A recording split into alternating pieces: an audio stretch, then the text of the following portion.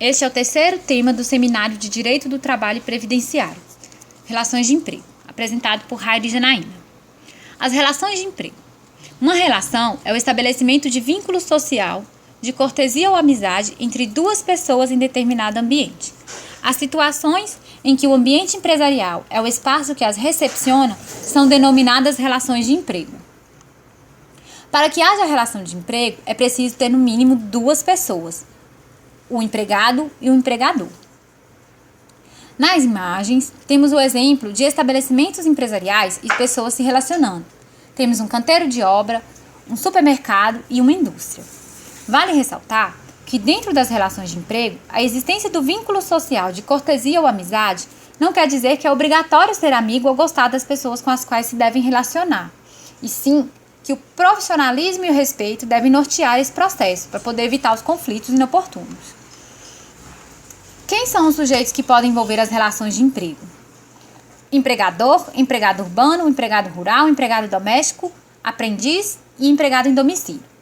Podem envolver porque a figura do empregado ela varia. A gente não vai ter todos esses tipos de empregado num único ambiente. Por exemplo, o empregador, ele se trata da figura similar ao patrão. Ele está presente em todas as relações de emprego. O empregado urbano, ele atua dentro da área urbana, na cidade.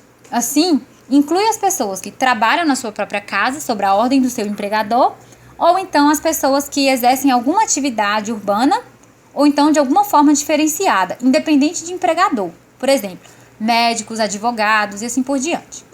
O empregado rural, ele atua nas áreas rural, na área de campo, exercendo atividade agrícola, pecuária ou então industrial rural. Ele também pode prestar serviços não eventuais a algum empregador rural, ou ele pode atuar em propriedades rurais e prédios rústicos. O empregado doméstico, ele pode prestar serviço a uma pessoa ou a família. Se presta serviço de natureza contínua e de finalidade não lucrativa nas residências, ele é empregado doméstico. Agora, se ele começa a exercer alguma atividade que gera lucro, ele deixa de ser empregado doméstico e passa a ser empregado normal e convencional. Por exemplo, ele ajuda a patroa a fazer, uma empregada doméstica que ajuda a patroa a fazer doce para vender. Ela deixa de ser empregada doméstica e passa a ser empregada convencional. Uma coisa interessante dos empregados domésticos é que as obrigações tributárias e previdenciárias desta modalidade, desse tipo, de empregado, elas são simplificadas. O aprendiz, ele trabalha dentro das condições que lhe cabem de acordo com a lei da aprendizagem, que diz que eles têm que possuir entre 14 e 24 anos, e em caso de menores de 16 anos, o ensinamento do ofício deve ser feito de forma metódica. Tem que seguir algum parâmetro de conhecimento. Geralmente, eles não podem estar expostos a situações de insalubres ou de perigo. Os empregados em domicílio, eles têm que prestar o serviço na própria casa deles ou então em oficina da família. Mas eles também podem fazer algum tipo de serviço que seja por conta do empregador que o remunere. Por exemplo, um motorista, um jardineiro, são considerados empregados em domicílios. E o que faz a relação de emprego diferente da relação de trabalho? A relação de emprego, ela está inserida dentro da relação de trabalho. Então, ela é um gênero desta. Então, enquanto as relações de trabalho elas são abrangentes, as de emprego são restritas, são específicas. Isso quer dizer que as relações de emprego têm características que tornam elas diferentes das relações de trabalho.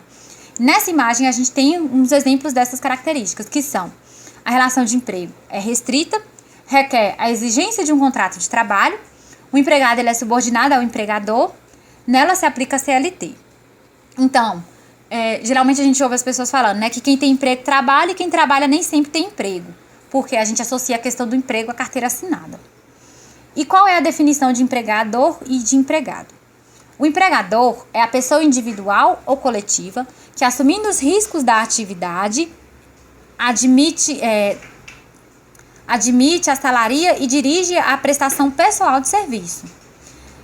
Ele pode ser urbano ou rural ou doméstico, tem como principal característica admitir seus empregados, pode ser uma empresa individual ou coletiva, tem que suportar os riscos do empreendimento e ele não pode transmitir esses riscos para o seu empregado.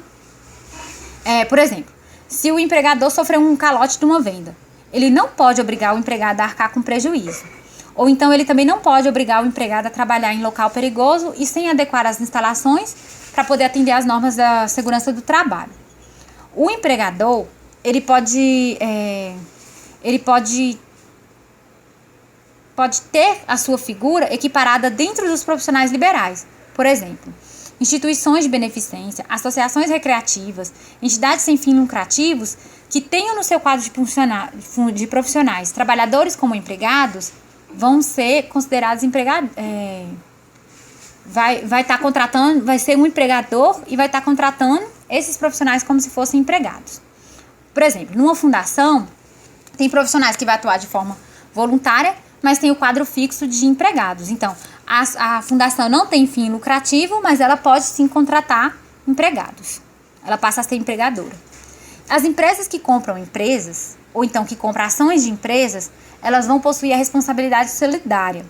E elas podem ser consideradas como um único empregador. Vou dar o exemplo da Natura.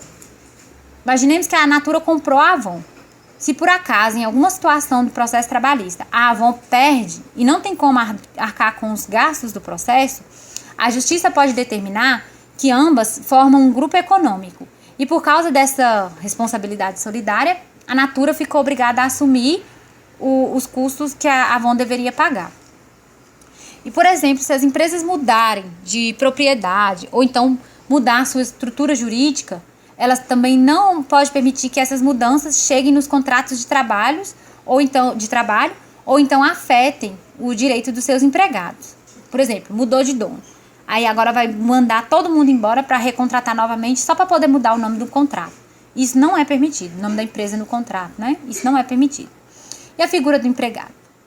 O empregado é toda pessoa física que prestar serviços de natureza não eventual ao empregador, sob a dependência deste e mediante salário.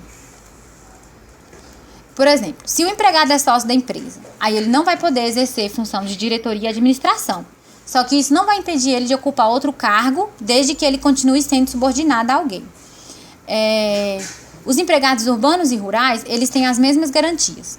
E o empregado, ele não precisa ter um local específico para trabalhar. Ele pode ser empregado doméstico, trabalhar na própria casa dele, ou ele também pode atuar de forma exclusiva, caso esteja escrito no contrato. Agora, se não tiver no contrato, ele pode ter mais de um empregador. Se acontecer do empregado criar invenções no trabalho, aí vai ficar provado que a invenção foi criada a partir da sua contribuição, mas o equipamento e a instalação foram fornecidos pelo empregador, as invenções vão ser consideradas propriedades comum a ambos. E o empregado e o empregador, eles vão ter direito sobre essa invenção. Só que a exploração é do empregado. Ele que tem o direito de explorar a invenção. Aí, se tiver uma situação que o empregado foi contratado para trabalhar como pesquisador científico, como acontece nas farmacêuticas, desenvolvendo remédios. Aí, nessa situação, a invenção é do empregador e não do empregado. Se dentro do prazo de 1 ano depois de concedida a patente, o empregado e o empregador não produzirem a invenção, a propriedade comum vai deixar de existir e a invenção vai pertencer somente ao empregado. E quais são as modalidades históricas de contratação do trabalho livre? Essas modalidades, elas começam a aparecer através do surgimento das relações de emprego com os contratos que envolviam as relações de trabalho no final do século XIX, né? Aí, sobre a forma de trabalho livre em 2 modalidades, a locatio operis e a locatio operario. A locatio operis se trata da contratação de um trabalho especificado segundo o seu resultado. Então, o prestador ou o empregado era autônomo para trabalhar, só que ele assumia os riscos do seu serviço, mais ou menos o que acontece com o serviço de obras da construção, empreitada de obras na construção civil. Aí, por exemplo, nessa situação, eu vou construir a ponte. Se ela cair, eu tenho que construir outra do meu bolso, porque foi contratada a ponte como resultado. Já na locatio operarum, a preocupação é com o serviço dentro do trabalho ou da obra, enquanto resultado. Assim, se o prestador ou o empregado, ele tinha autonomia, ele continua possuindo autonomia. Só que o risco passa a ser do empregador, do contratante.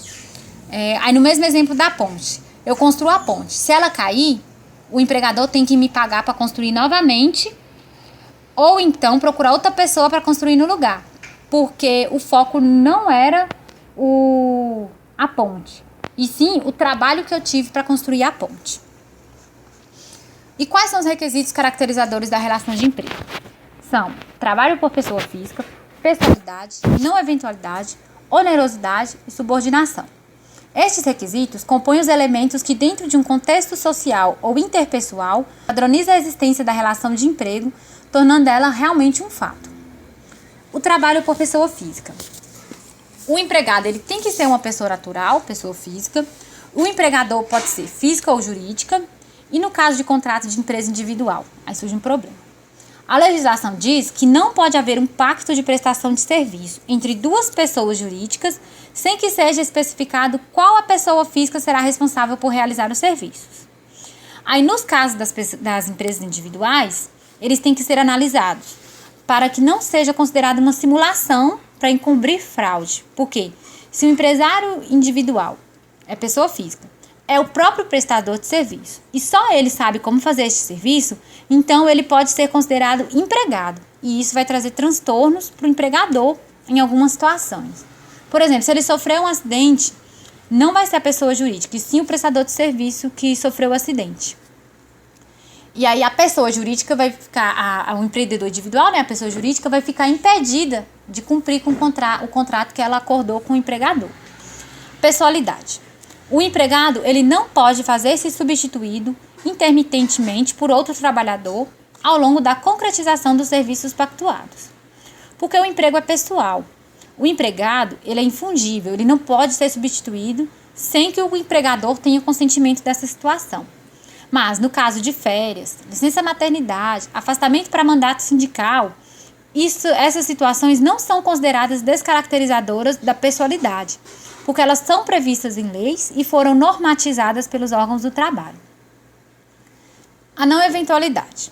O trabalho prestado tem caráter de permanência, ele não pode ser esporádico. Só que ele também não precisa ser diário, ele tem que acontecer nos mesmos dias e horários estabelecidos pelo empregador. Por exemplo, um vigia ou vigilante que em dias alternados trabalha no condomínio A e no condomínio B. Ele vai estar dentro dessa condição de não eventualidade. Agora, se o empregado escolher os dias e horários em que irá trabalhar, a não eventualidade perde seu efeito.